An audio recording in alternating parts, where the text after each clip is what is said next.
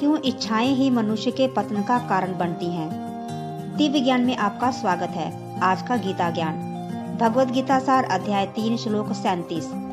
श्री भगवान उवाच काम एष क्रोध एष रजोगुण समुद्भवः महाशनो महापापमा विद्धयेनमहि वैरिणम्।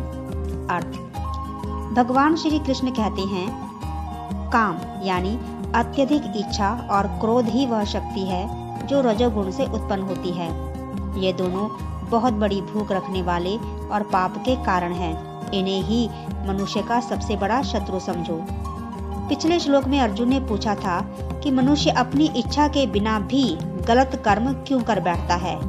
इस श्लोक में श्री कृष्ण उसका उत्तर देते हैं। श्री कृष्ण कहते हैं कि मनुष्य के भीतर उठने वाली अत्यधिक इच्छाएं ही उसके पतन का कारण बनती हैं। जब ये इच्छाएं पूरी नहीं होती तो वही इच्छा क्रोध में बदल जाती है। फिर यही क्रोध और लालसा मनुष्य की बुद्धि को ढक देते हैं और उसे गलत निर्णय लेने पर मजबूर कर देते हैं। इसीलिए श्री कृष्ण कहते हैं कि काम और क्रोध मनुष्य के सबसे बड़े शत्रु हैं। अनियंत्रित इच्छाएं मन को अशांत करती हैं। इच्छाएं पूरी ना होने पर क्रोध उत्पन्न होता है। क्रोध बुद्धि को नष्ट कर देता है। इसलिए जीवन में शांति पाने के लिए इच्छाओं और क्रोध पर नियंत्रण आवश्यक है।